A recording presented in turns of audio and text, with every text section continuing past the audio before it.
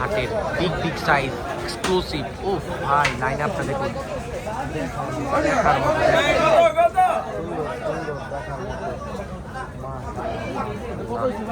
দেখার মতো গরুগুলা দেখুন, পোস্তগোলা হাটের লাইন আপটা দেখুন। মাশাআল্লাহ, হিউজ হিউজ সাইজ, প্রত্যেকটা গরু দেখার মতো। লালন ভাইয়ের গরু, লালন শাহ।